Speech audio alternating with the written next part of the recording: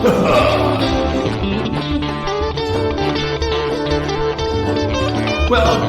to Hemp Sister Nation, where you don't need a reservation. I said, Mama, hello, stand with open arms.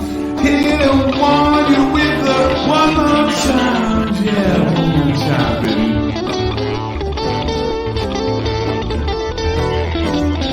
Welcome to the nation. I said, welcome to the nation. Good evening, and welcome to another episode of the Hempy Hour. I am one of your hosts, Gina Mama Epps, with my best friend in the entire universe. In the galaxy, the universe. Lolo Carter. What's up, y'all? Also known as my Lolo. Did you think she was yours? No, I think it's so funny when Gina and I call each other. It's like my Lolo, my Gina, and we didn't even plan that. We did not plan that. That's what our phones did. It's in the stars. Anyway, how's everybody doing? Today, we are talking about a very important issue that majority of people deal with, or if you're not currently dealing with, you certainly have dealt with. We used to get a lot of it back in the day. What is that? Sounds vaguely familiar. Is this before we grew lives in our body? Before we grew lives in our body. Had responsibilities. It was I'm already so falling. nice. There we go. Oh, sorry, guys. So sleep. And what can cannabis or hemp do for us to aid in our sleep? Yeah. patterns? Good thing we've done some research. Lots of research. I think what we're going to do today, G, is just kind of go over, there's some terms in here that we kind of put together that may be best to highlight the importance of, why sleep is important and how cannabis is helping the sleep-deprived community. Ye old research. Ye old research, So again, whenever we pull things up, obviously we are very supportive of cannabis and try to implement it in all aspects of life when possible. That doesn't mean there's never conflicting information, but we just kind of like to review things and put together a information based on, where we're going and where, research is moving to. So before we get started, we're just going to kind of take a trip back to 2015, right? Way back, let's roll it back. Simpler times. We were probably all getting much more sleep then, too. Yeah. Yeah. So basically the NIH is the National Institute of Health, and it's the largest biomedical research agency in the world. We are going to park opinions about their current status. Again, remember, we're in the time machine in 2015. Right. So in 2015, they actually expanded the cannabis categories for research and to include 3 reporting categories to describe the efforts of research that's underway in examining the chemical, physiological, and therapeutic properties of cannabinoids and the somatic systems that they affect. So originally it was just cannabinoid research and therapeutic cannabinoid research. They added in the cannabidiol category, also known as CBD, into the 3rd tier of categories. So one of them, like the cannabinoid research, oversees the total NIH investment in all ongoing cannabinoid research. And we were already balls deep into CBD by 2014. So we were real stoked in 2015 when everybody else started to catch up. When everybody started catching up and started to pay attention to the recently fundings of this particular project. Right. So the basic research, like animal and human preclinical studies, clinical research studies examining cannabis and use disorders, societal and health implications and impact, right? So this is an umbrella. It studies all classes of cannabinoids, molecules that modify behavior, like concentration and activity, and as well as physiological systems that they target. And in this case, the endocannabinoid system most of the time. Well, it's nice they brought up concentration because there's so much misinformation. You hear you use cannabis and all of a sudden you can't spell your name and don't know what country you're in. Like, there's so much misinformation. I mean, if you think about it, we started with our government looking for only information to prove it's illicit, as an illicit drug. So there's a lot of undoing. So then the cannabinoid research is actually, picked up because, again, in 2013, 2014, we started to grow hemp again. And now we started to genetically modify plants to be able to have, medical quality with less THC. So they opened up an arm of research just for CBD, and that would be a category that reports all NIH projects that are examining the basic, the preclinical, and the therapeutic properties of solely CBD.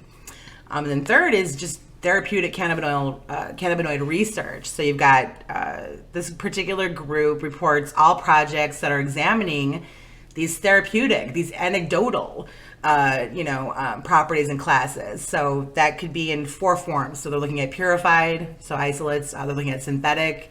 They're looking at our endogenous endocannabinoids and phytocannabinoids, so from plants. And cannabis obviously is the largest contributor in the plant world, but there are other plants that have some cannabinoid count, right? Like oranges. So what do you mean by endogenous?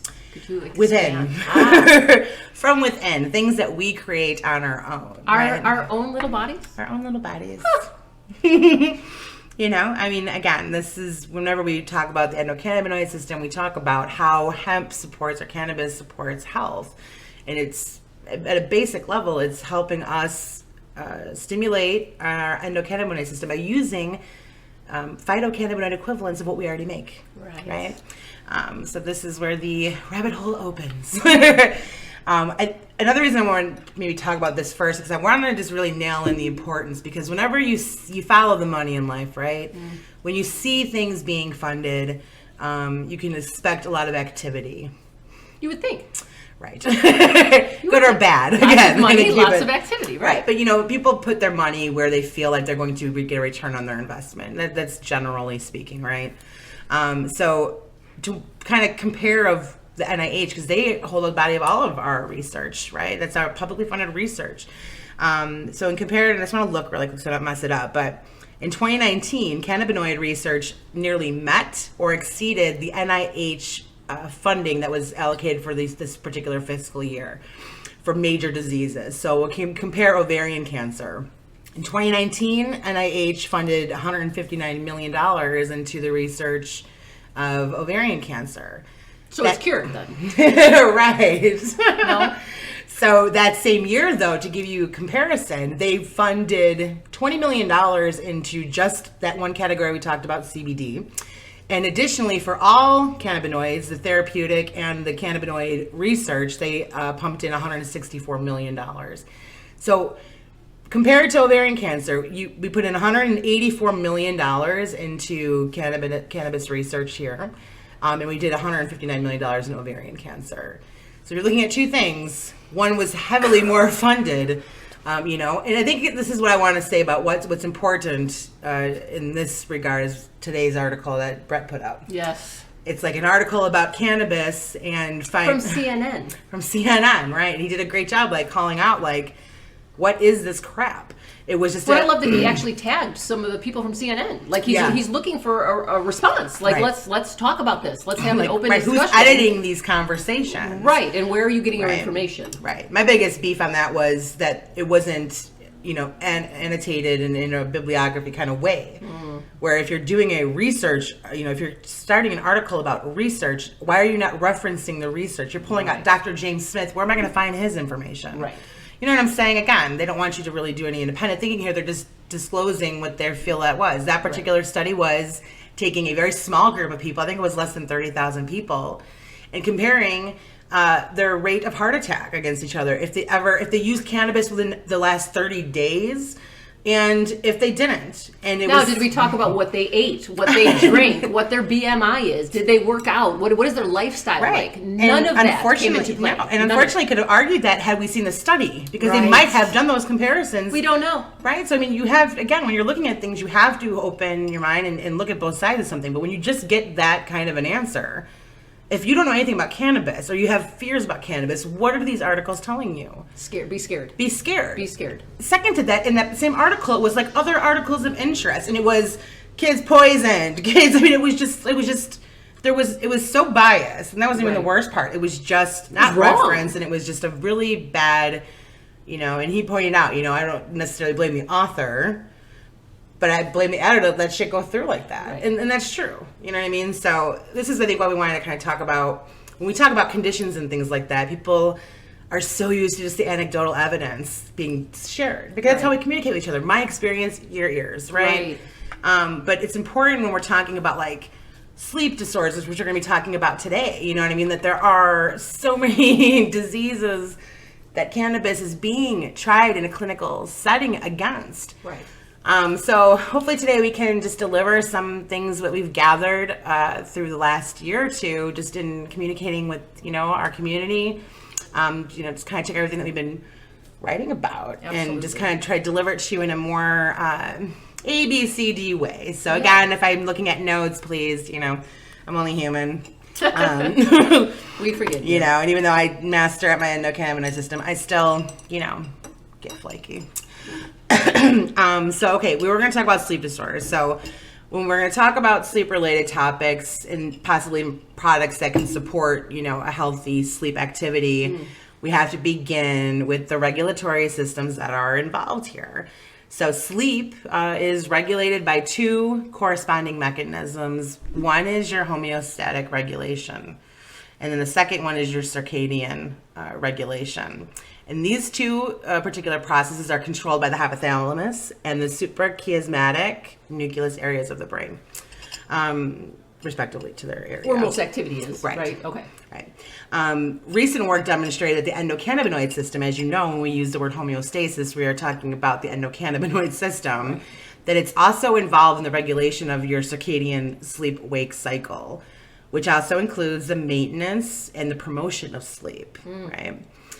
So the research continues to provide considerable support around the endocannabinoid system, serving as a link between the circadian regulation system and the behavioral and physiological processes that will be affected, which of course includes sleeping. Right. So concentration. Right. Just average brain function. Like, if you haven't had a good night's sleep, you're off. All day you're off. No. And you're trying to catch up all day. All day long. Coffee or, an energy drink or whatever you need to do to just get more alert and wake yourself up and get ready for the day. I think we even mentioned it somewhere in here, but the amount of sleep, like only one day of only getting 4 hours, the effect that can actually have in these processes that your body's going through. But real quick, just to plug back into the ECS, in case you're just joining us for the first time and have never heard of it, it's involved in stimulating and suppressing many different brain and body responses. So we call that kind of like a master regulator.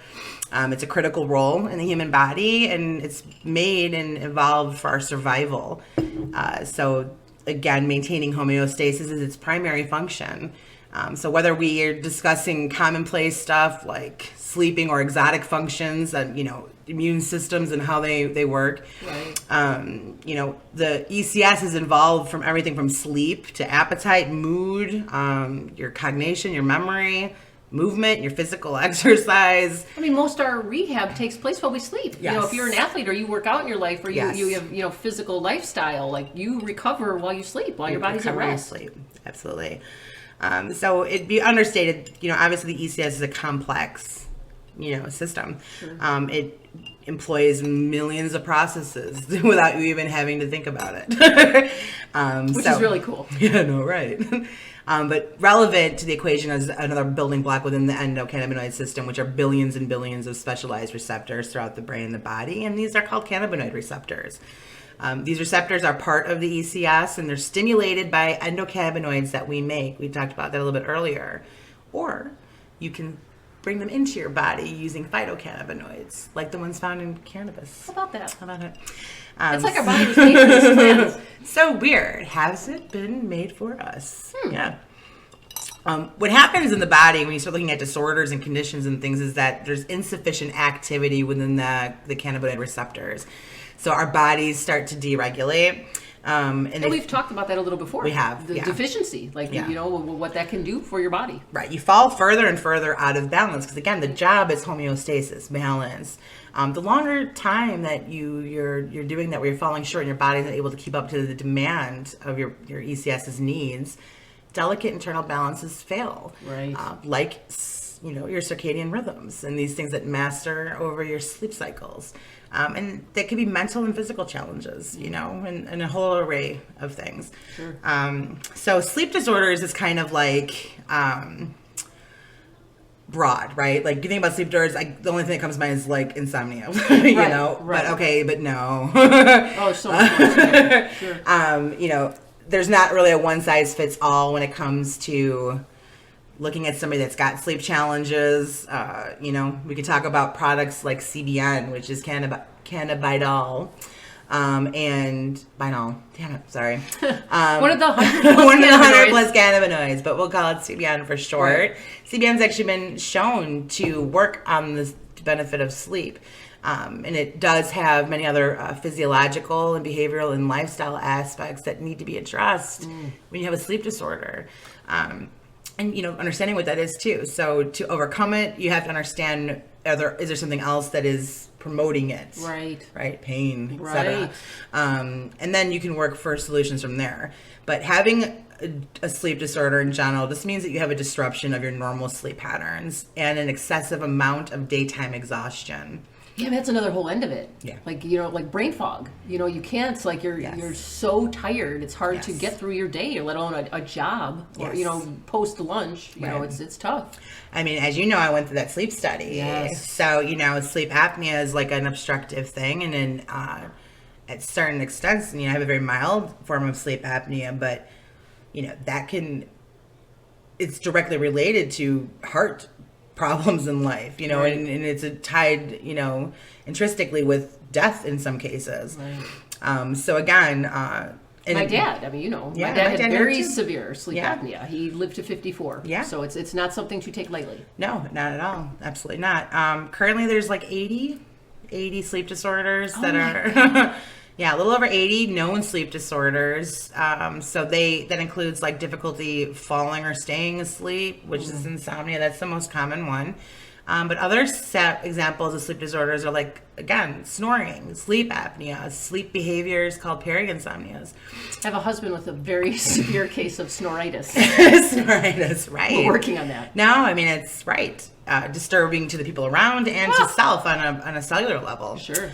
And then actually recently studied was that there's an additional 20 million people annually that experience one of these types of disorders sporadically. Oh, wow. So not considered to be falling in a category of like a chronic disorder, right, but a episode. Wow. I went through 2 weeks this year of insomnia, you know, and that again obviously is something probably more environmental. Oh, I mean, these crazy times. I mean, there's more on our minds than ever before. I should probably be looking into some updates over the last year because this is pre-COVID. Oh, I'm sure this is, I can't imagine how much worse it's going. No. Some real quick facts, sleep disorders. We got 48% of the population that snores, 37% unintentionally falling asleep during the day, at least in 1 month. I've seen our president do such things. Oh, fuck. Anyway. He's in the 37%. Sleepy Joe. They did it. Anywho. He's here to help us. All right. 25 million U.S. adults have obstructive sleep apnea. Oh, my God. That's over 10% of the population. Right? 320 million? Okay. That's scary. 5% of those cases are attributed to obesity in their short sleep cycles. And then about 50 out of 100,000 people have narcolepsy. Oh, wow. That's a lot, actually. I've only known one person. More than I would have thought. Yeah, I've only known one person in my life that's actually diagnosed with narcolepsy. What a weird struggle that has been. My brother had some, like you said, like sporadic. Very sporadic. He was never diagnosed, but crazy shit. Like he never remembered. He was sound asleep. Yeah, there's some walk around the house. Yeah. I mean, you know, just completely never remembered anything. Like that could be scary. 100%. You know what's also scary? Additionally, 100,000 deaths occur each year in U.S. hospitals due to medical errors, where sleep deprivation was a significant contribution. I spoke with my dad with sleep apnea, who went to the hospital for heart tests. They didn't give him his oxygen. He did not have a sleep apnea machine. They poo-pooed it. They said they'd get it to him the next day. He did not make it to the next day. So, again, that's a very real statistic that could affect absolutely anybody's life at any time. So please, like you said, do not poo-poo this stuff. This is serious.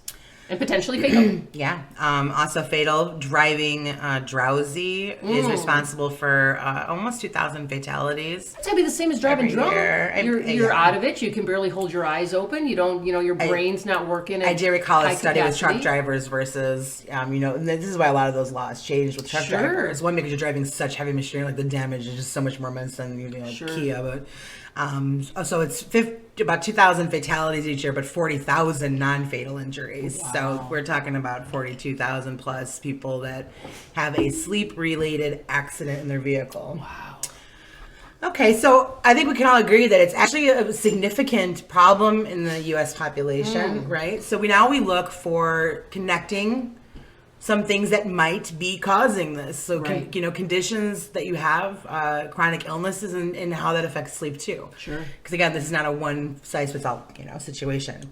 But Gina nailed it. Sleep's necessary for our emotional, our mental, and our physical health, and how and why it benefits us is actually not really understood. I can't imagine what we don't know. No, I mean, we don't even know why we know what happens when humans don't sleep and why we sleep, but they don't understand the mechanisms of how it all fully happens Right, and why. because 90% of our brain is a mystery. Yeah, just like the ocean. The universe. Just like the ocean. What's happening above and below us? We don't know. About 97% if you're in our heads. So Anyway. sleep disturbances and disorders are also symptomatic of chronic illnesses, as I was mentioning, which then further complicates the understanding of how to treat that, prevent that, and move through it.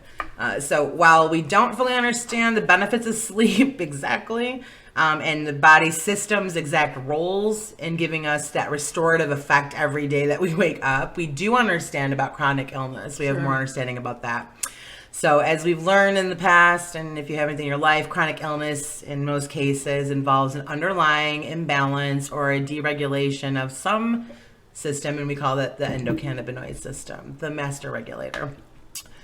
Studies have shown that chronic illness can be the cause or it can actually be a symptom of a sleep disorder. Ooh, You get that? that's deep. So for instance, it's been shown that people that sleep less than 7 hours in a 24-hour period of time, they start to increase their risks for chronic health conditions. Wow. Including heart disease, obesity, stroke, depression, diabetes, even arthritis. I would imagine majority of adults sleep less than 7 hours a night.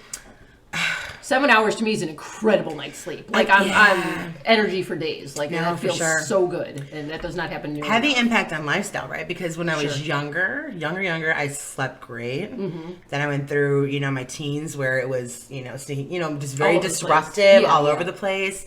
Now I have adult worries that keep my Right. mind spinning at night. Right. But that's the scarier part. Like you try to make up for that during the day. Oh, I got 4 hours. Like I got 3 hours of doing nothing. Like you have to get it somewhere. Right. And unfortunately, it carries into your day. Sure. Conditions like heart disease, okay. But certain comorbid disorders like neurodegenerative diseases can increase your risks of having insomnia by 75 to 95%. Wow. So again, double-edged sword. Lack of sleep can lead to chronic illness. Chronic illnesses that you have can lead you to having sleep disorders. So we previously talked about the ECS and how it's intertwined with our circadian rhythms and their functionality. Right. The amount of active endocannabinoids and their degradative and synthetic enzymes, these are the two parts of the endocannabinoid system, their receptors all show tissue-specific daytime changes, indicating that ECS has a downstream of circadian regulators. Wow. Okay, so and again, the ECS kind of works as like a feedback, like a reverse feedback loop, right? Like something's off here, it's it's doing things backwards, not proactively. It's on demand as needed.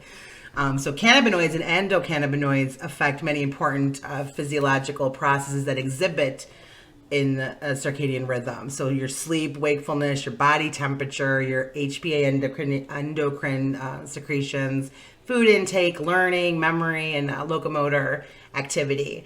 This finding shows and suggests that the ECS is an upstream to the circadian process.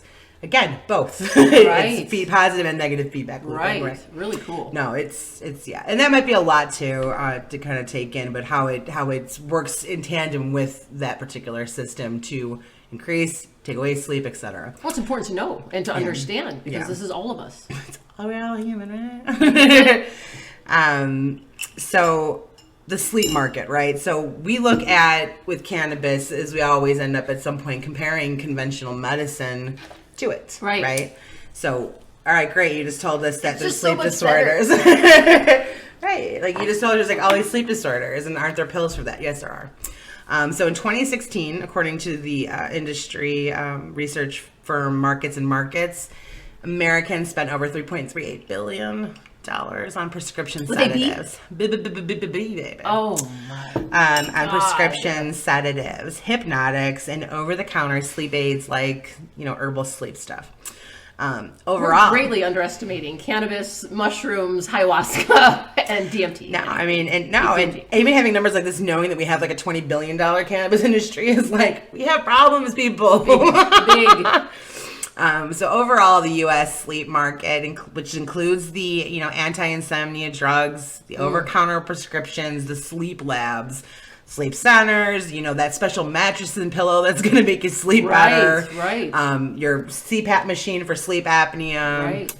Earplugs, anything you could think of that would be to promote sleep, was estimated to be worth $28.6 billion in 2017. So it actually had a growth in the market around 3.5 to 4% expected into 2023, and we are well over that now. Again, this is pre-COVID, so I can't imagine where we're actually at. We absolutely are. So we look at that and how much people are actually spending, the grocery store, et cetera, and online for helping them control their sleep, totally ignoring cannabis. Right. But in a review from that data from controlled hypnotic trials, so using over-the-counter sleep aids, they found 12 cancers in the hypnotic participants compared to 0 cancers in the placebo group. What was unclear was that if the hypnotics caused or were promoting previously unknown or known cancer. Well, it's hard to swallow. That's completely unclear. But anyway, go on. Right. Are we going to get better at doing trials? Did you have cancer before you started? Okay. Oh, my God, I can't. It's all too much. So one of the things is because most over-the-counter sleep things actually have I'll never say it right. Acetaminophen. Thank you. Which for will the eat love your of God. liver Yes. for breakfast, lunch, and dinner. Right. Pain reliever. Tylenol. If you remember the 80s.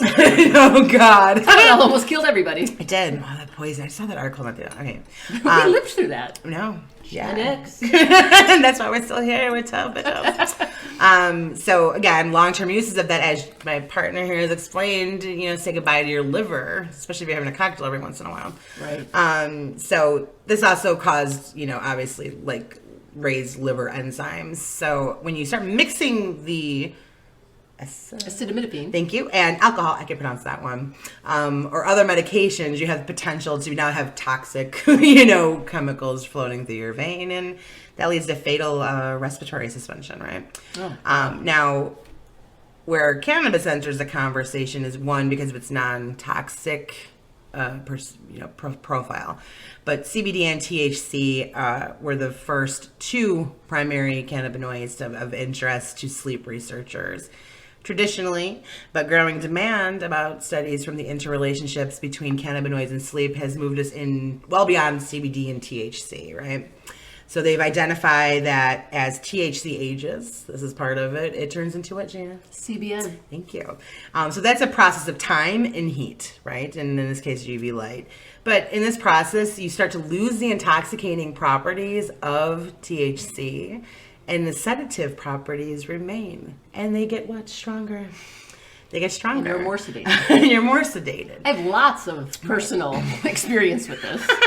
So true. From 2014 to this day, Yeah. I have used high THC before bed to help me sleep. Mm-hmm.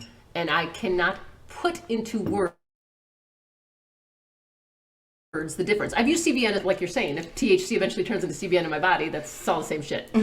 So it has literally saved me. It has saved me. I take a full extract cannabis, so full extract, the entire plant of cannabis, the roots to the tip, And so you're extracting that, and so now I have all the benefits of a multitude of cannabinoids, the highest being THC. Right. And once you get into that state, it's real sedating. You feel high. Like, I'm not going to exaggerate. You're definitely Well, feeling you're high. high Bdnf, yeah. Yeah, but you're completely sedated, and you just go to sleep. And if you wake up because you have to use the bathroom or whatever you normally wake up for, you're going right back to sleep because your body's in robot mode to use that bathroom. Right. It's already still sleeping. You come back to bed and you're right back to sleep. And I'm telling you, it has changed my adult life dramatically. I mean, dramatically. There's so much that's changed in your life since you brought cannabis into it in Oh my gosh. methodical way, not just like let's smoke in the garage before our parents get home. Right, like daily as a Like, supplement. hi, I don't even I say like- medicine. no, It's like my daily supplement for Right. me. It just happens to be medicine. No, it just happens to be that way. No, and you're right. The only correction is like CBN is actually time and age on the flower. So, when people grow certain strains, they would extract the CBN from that particular process. So just is THC. Which is very difficult, right? Like, it's very low like levels. again, since we did most of this like just a year ago, so much has changed in extraction. Okay. CBN used to be extremely expensive. Oh my God, I remember when it first came out. Like it was $100 a gram. Yeah, like $70,000 a kilo. Insane. Like nobody was quite using it. But then again, the industry was so very fast with. That's how CBD started. Yeah. It was just obnoxiously expensive. No one knew what the hell it was. No. And now it's, buy one, get one free. Like, it's crazy. We've got some bid. Yeah, on every corner. Right? Honestly, Here we have it on every it's corner. everywhere. We're Wisconsin, it's everywhere. At farmers, a lot of people doing their own thing out here. So. Right. But CBN, that was a notable property from some of the initial research, so it would be like the lead cannabinoid that's not THC that would actually achieve both sleep quality and sleep duration, which then like you're saying, the sedation without the high. You're not going right to that heady place that not everybody likes. Not everybody likes that. I know, I sure don't like sometimes. You know what I mean? Right. So I love it. And she loves it. It's like a very Shirley. So and again, as cannabis research moves really fast, CBN comes into the marketplace and then it hits into research. So, and again, because of its sedative properties, it delivers a more powerful sedative effect than any of the other cannabinoids without the high. CBN is expensive, as we talked, not so much anymore. And that actually low doses for the most part, right? You don't have to have a lot. Right. Again, this is not. Most of the products that you're going to find today are like CBN enhanced products, for sleep. So it's a full plant with maybe a CBN kicker. Yeah, CBN, you know what I mean? Or it's just right. We're getting into that place where we're having more customized elixirs and tinctures because it's like, hi, you want this. This is that particular mix with this terpene blend. We're getting better at understanding what's working for people. Absolutely. And it's research. Now, because CBN used to be expensive, it was harder for research to actually research it because of the financial burden of it. Because other cannabinoids are cheaper to look at, But it has been researched, and it's different. And again, it's one of those cannabinoids where it's THC over time and age, where that actually becomes more prominent in the plant. Right. So anyway, it was really hard to get at the time for these two particular factors, but now we're moving forward. Right. CBN binds to primarily to CB2 receptors, which is why we're talking about not getting a head high, where it actually enacts pain relief. So back to that double-edged sword. Is CBN relieving the pain if our situation is pain, Right, that's why then you're sleeping sleep better. disorder, or is it vice versa? So chronic pain is literally the most prevalent contributor for sleep disorders. No doubt. So studies are starting to suggest that and show that using CBD, CBG, or CBN independently, or kind of taking that whole trifecta, Right. Combining the strengths of all three for their unique properties can actually not only address the reason behind the sleep issue, but also the symptoms that come from not being able to sleep. Oh, amazing. Yeah, and most people have heard of CBD. I'm sure everybody here listening has. So if you look at CBD in formulas, it can cause enhanced focus and awareness, and it can be gently stimulating in moderate doses, or it can have a sedative effect at higher doses. So this is what makes... Cool about, sorry to interrupt you. Yeah. What's cool about CBD? Like, THC, when it kicks in. You know what I mean? You're like, ooh, there it is. Right. Feeling good. I'm here. I've arrived. Right. CBD, you're going about your day, and all of a sudden, you don't even know, but you just feel better.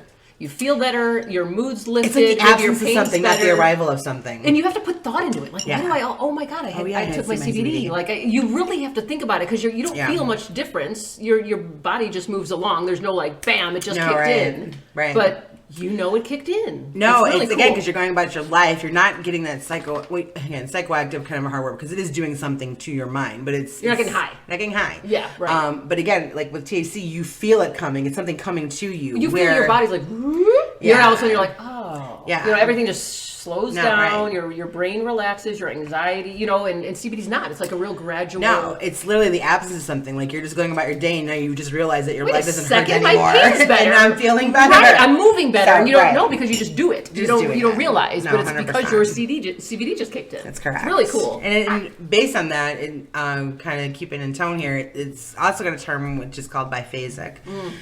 So that means that in higher blood concentrations, CBD has been shown to have more of a sedative effect. Lower blood concentration levels, you're going to see it has more of a hello, how you doing? Right, effect. right. So more again, than the eyes closing. Right. So it's both, biphasic. Two different feelings can be generated based on how much you take. So also, one thing unique about CBD and actually cannabis in general, two people can ingest the same amount but have completely different, effects.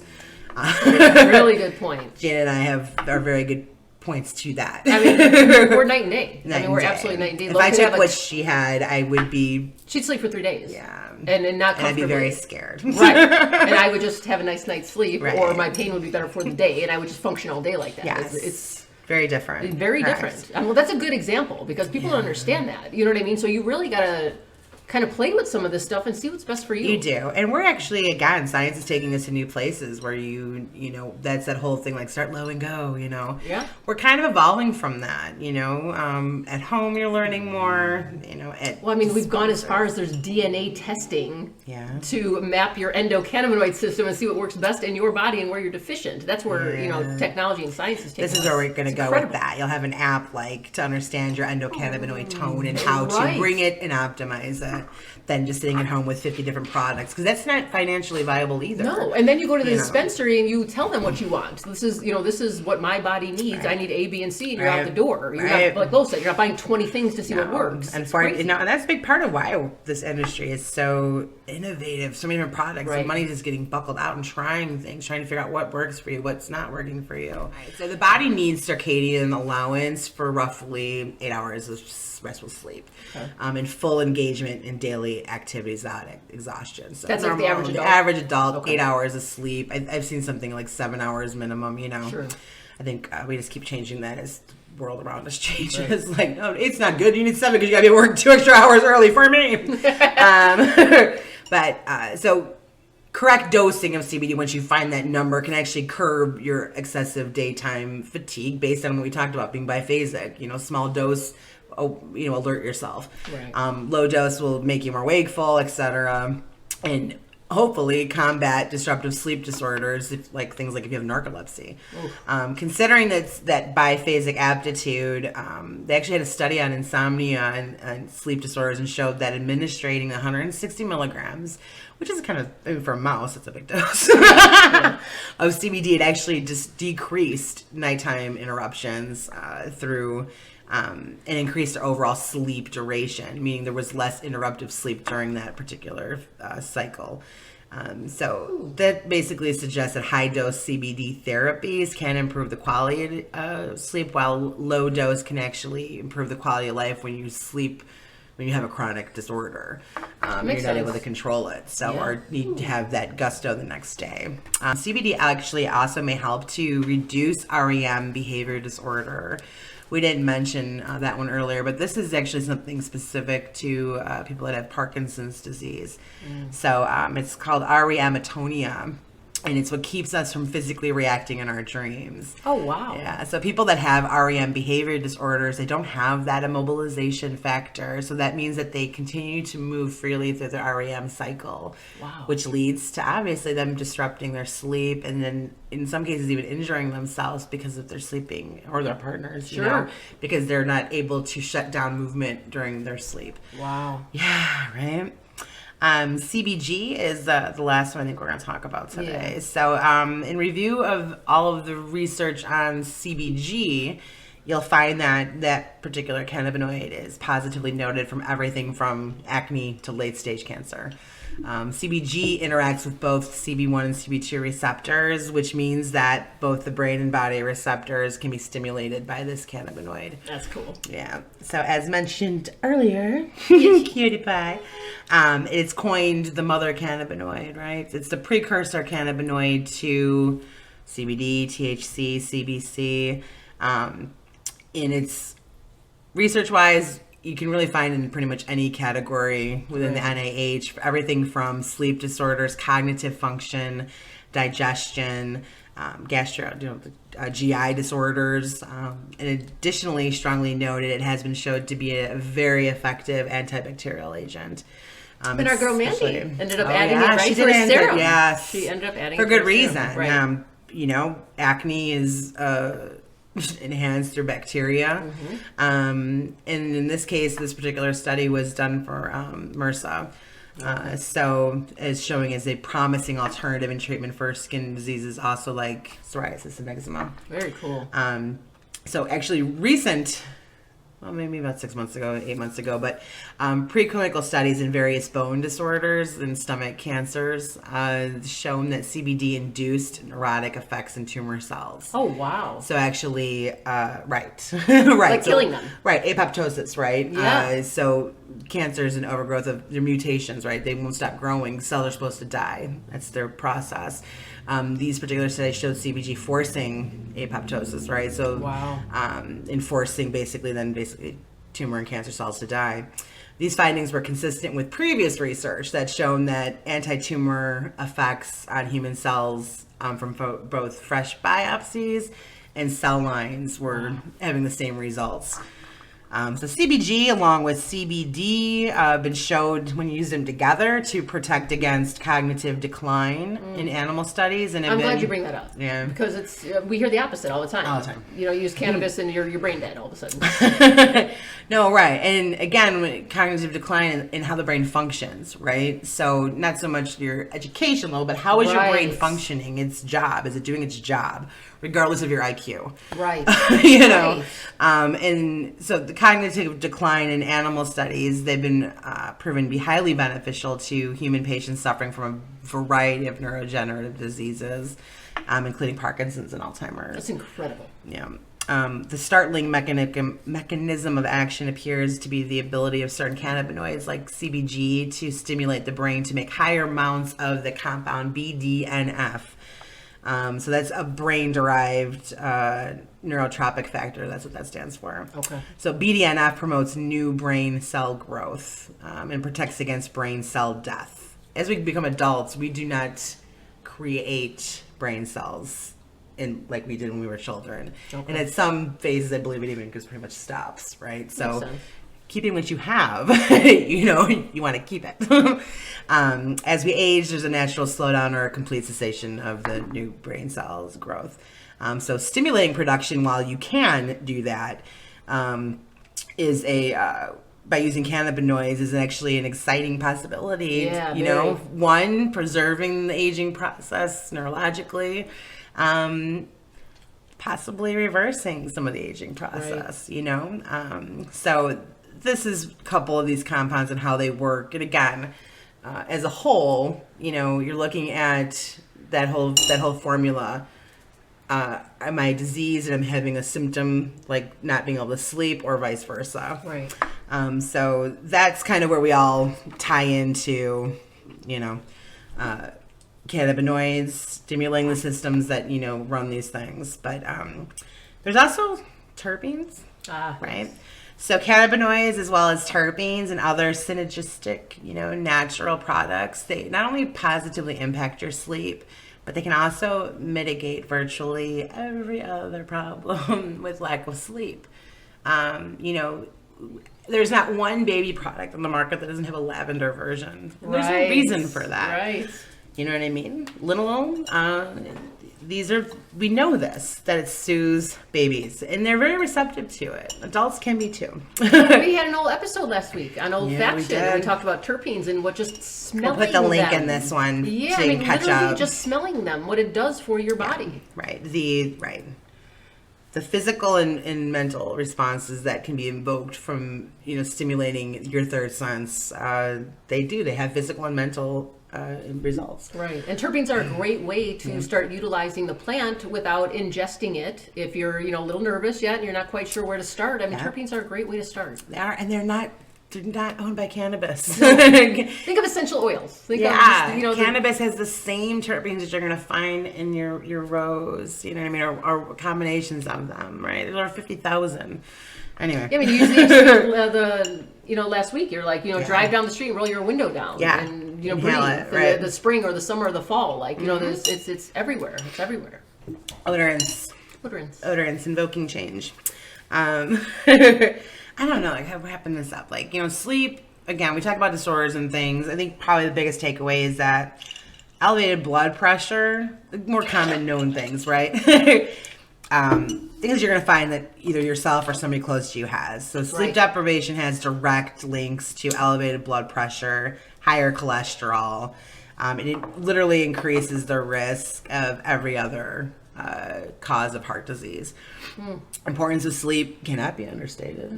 Cannot be overstated. Oh, you know that. I mean, you had one shitty night's sleep. We don't have to explain that to you. No, and you're crabby. Like, at the very least, you feel like shit. Your body's not working. No. You're crabby. You're yelling at your dog for no reason. I told my husband to fuck off. Like, what?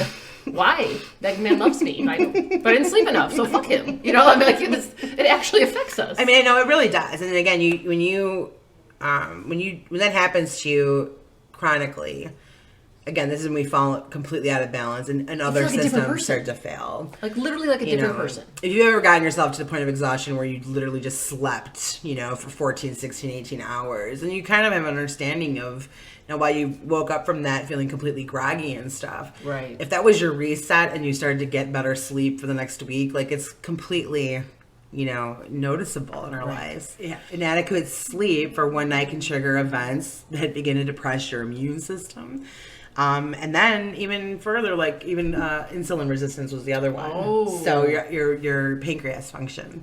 So your body's not working correctly. No, everything's thrown off. Right. Like, you need to sleep. Right. So let cannabis help you. You don't have to be high to do it. Right. But you can be. You can be. Yes. So high. I'm like, no. But we're the perfect example for that. No, we really Because really, are. they talk about the yin to my yang. Like, I mean, we are exact opposite when it comes to this plant, but both utilize it. So my strongest interest. I mean, I'm a user of cannabis. I'm very conscious of how much THC I take. Right. Right. But my interest has always been supporting the things I see around me that are working for people. Like, why is that real? Is that how you feel, or is that something science can show? Like, I'm like the nerd like that, Sorry, it's true. Our bodies need sleep. When we don't get it, we also have stress related chemicals that just start to shock our system, right? So that reaction then triggers an inflammation response, and then you get the most debilitating disease and fears illness, because those all start with inflammation. Be kind to your GI. I can't wait to do that whole enemy within article stuff, because it's so on point. So again, let's wrap it up with you sleeping on the thought of doing cannabis for your sleep care. Doing cannabis. Doing it. Doing it. Well, we're good. In conclusion, sleep on it now so you can be better tomorrow. Right? Yes. Right. That's the bottom line. It's all lines. I'm sorry. If you come visit us every day, it's always going to be about that. Getting you there. Getting you to try it. Well, you're just having an open mind. Yeah, just having an open mind, because cannabis gets a bad rap, and it does. We're here to let you know it's not all bad, and there's plenty of good, and most of that comes from what you kind of figure out what works best for yourself, and not letting the news or a random article or Karen online tell you that's what's best for you and your family. Like, you figure that out and use us. Maybe this episode didn't cover what you were interested in. What are you interested in? Reach out to us, let us know, and we'll have another entire episode on it. Yeah. We have nothing but time. That article pissed me off so much because what is the motive behind this? Why does it have to be a motive? Right. When you're going to be talking about studies, I'm telling you right now, if you're writing a paper about cannabis or any medical anything, and you're going to start talking about the research behind it, whether it's a positive point, right, or against it, you best be putting down where you're getting that information from, man. It can't be your ass. It can't, you know what I'm saying? Like, again, we do this in our daily life. We look at research, we look at news articles, we form our own opinions. Okay? If you're going to be out there educating people or trying to get a message across, then you back it up. The responsible thing to do is to provide how you formed your opinion. Right. So that they can look at that article and say, God, are you sure it's like kids are being toxically, overdosed with cannabis? That's true. Like, because if you're a person that doesn't know any better, you're gonna be like, oh God. And then you see the next three articles. Like your first and then you see the next three articles are something else kind of like in a negative annotation. Like, again, there's two kinds of people that like read things and say, I'd like to query further because that doesn't quite make sense to me. And there's people that are like, Marianne, can you believe it? Cannabis is killing kids across the country. Exactly. And that's what's going to spread like wildfire, unfortunately. Be the person in the middle saying, I'd like to understand more about this so that I can make my own opinion. Right. And look at both sides. I mean, there's parents that would swear on cannabis, and it's kept their babies with cancer thriving. So, you know what I mean? There's many sides to this story. Please don't just choose one. Get the information. And that doesn't mean that that's going to work for my family. Right. Okay? That's not what this is about, guys. Nope. This is about not poo-pooing things because some group of people told you the majority believed it to be false. Right. Please take that message with you this week as you go through life and apply it to everything you're fucking dealing with. No, I'm glad you said that. Apply it to every aspect of your life. Thank you. Thank you. This has been a public service announcement from the Hemp Sisters. We love you. So whether you are watching us or listening to us and itchy bitchy, we love you. We are here for you. We are so grateful for your time. And again, please reach out anytime with any questions, and we promise no matter how long it takes, we will answer them all. Yes, and subscribe, like, share, tell all us that, stuff, fuck off, that. whatever you want to do. Whatever's on your mind. Whatever's on your We're mind. Here. We're here for you. Thank you, and one love. One love.